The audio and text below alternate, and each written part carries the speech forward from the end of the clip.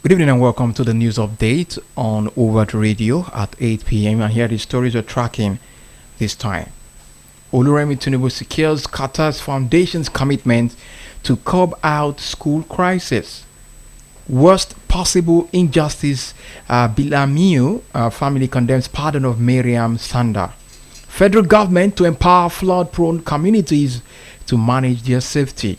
And NLC slams federal government's no work, no pay threat back ASU. Nigeria secures 190 million euros funding for agricultural development. Those are the stories we have for you. When we come back from this break, we'll be revealing the details from those headlines.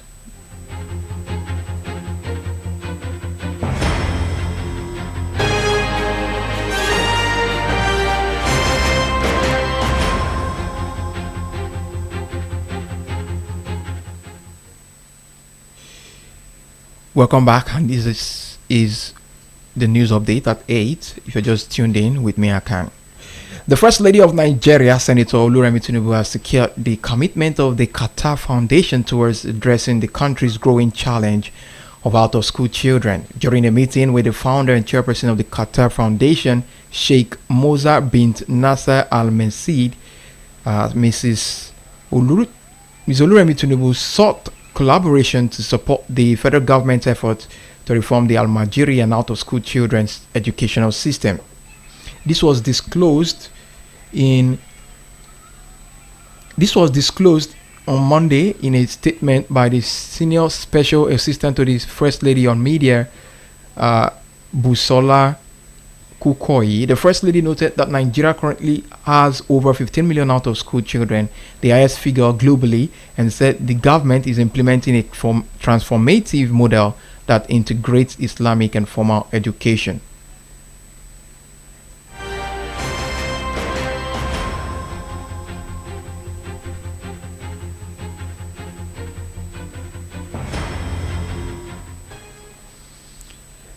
The family of the late Biliaminu Bello has condemned the presidential pardon granted to his wife, Miriam Sanda, who was convicted and sentenced to death for his murder. They described the move as the worst possible injustice any family could be made to go through. In a statement on Monday, Dr. Bello Mohammed, on behalf of the family, said that the decision by President Bola Tinubu to include Sanda among the 175 inmates recently pardoned under the prerogative of mercy principle had reopened painful wounds that had barely healed.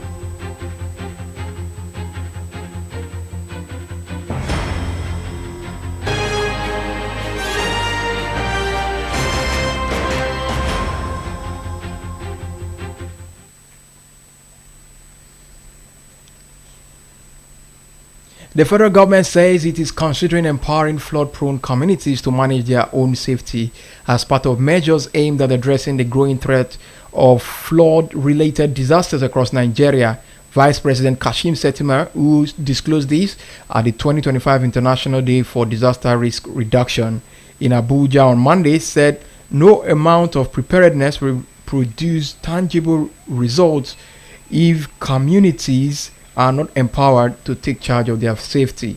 This is contained in a statement issued by Senior Special Assistant to the President on Media Communications, Stanley Nkwocha. The statement said Shettima, speaking at the event, noted that while residents cannot be guaranteed by government alone, it is reflected in how cities are planned, how businesses protect their workers, and how communities share information and look out for each other. Accordingly, he urged for deeper partnership with the private sector, academia, and civil society, saying the sector must see itself as a partner in prevention, embedding risk reduction into corporate planning and investment decisions.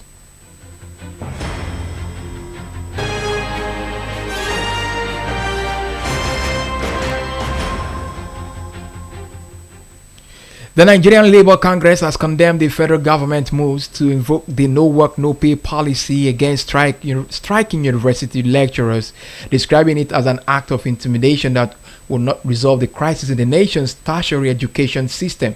In a statement signed on Monday by its president, Joe Ajero, the NLC said the 2-week warning strike declared by the Academic Staff Union of Universities was a legitimate and necessary response to government's persistent failure to honor collective agreement. Ajero said the federal government refusal to implement voluntarily signed agreement with lecturers and other workers in the educational sector has continued to undermine public universities. The Congress said the ongoing struggle transcends an industrial dispute, arguing that it exposes deeper inequalities within Nigeria's educational system. It noted that while the children of the elite attend private or foreign institutions, those of ordinary citizens are left in an underfunded public system. The NLC reaffirmed its solidarity with ASU and other unions in the tertiary education sector, calling on the federal government to immediately address the core issues raised in the agreement. It also warned that the Congress would convene an emergency meeting with its affiliates if the government fails to respond after the 2-week strike.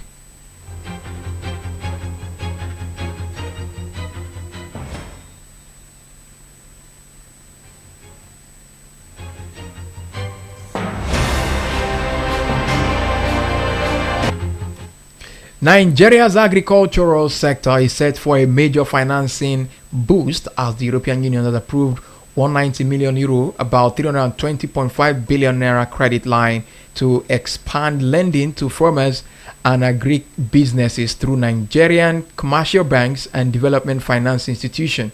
The facility provided by the European Investment Bank was announced during a bilateral meeting between senior EIB executives and a delegation from the Federal Ministry of Budget and Economic Planning on the sidelines of the Global Gateway Forum held recently in Brussels, Belgium. Now, a statement issued today by the Minister of Budget and Economy Planning's Special Advisor on Media, Bolaji Adeniyi, confirmed the development. Speaking on the session, the EIB's Director for International Partnership, Ture Tricky, said the initiative underscores the EU's commitment to supporting Nigeria's economy diversification drive, particularly through climate, smart agriculture and value chain development. Tricky, who was accompanied by the EIB's head of Sub-Sahara Africa Relations, Dedrick Zambon, explained that the facility includes both technical and assistance component targeted at development finance institutions and commercial banks. The goal, she said, is to de-risk agricultural lending and build institutional capacity for long-term financing in the sector. Nigeria already benefits from several European supported programs, including an €18 million technical assistance grant to strengthen the local regulatory framework for vaccine production and a €50 million credit facility to deepen access to finance in the pharmaceutical industry. Representing Nigeria, Special Assistant to the Minister of Budget and Economic Planning, Bolaji Onolaja, and the EU unit, Focal Officer Benjamin Galadima, reaffirmed the country's commitment to implementing reforms under President Bola Tinubu's renewed hope agenda to attract sustainable investment.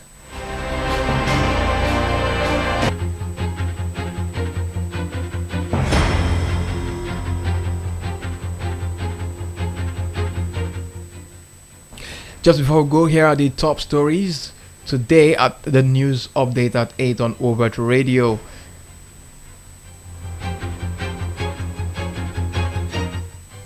NLC slams federal government's no work, no pay threat, backs ASU.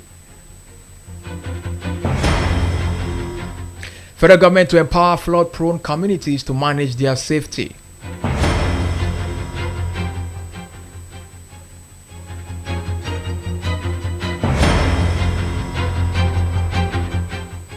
Oluremi Tinubu secures Qatar Foundation's commitment to curb out school crisis.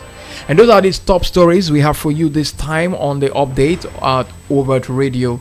Don't forget to join us again at 10 p.m. for a fresh update right here on Overt Radio. Thank you for joining us. My name remains Akan. See you again at 10 p.m.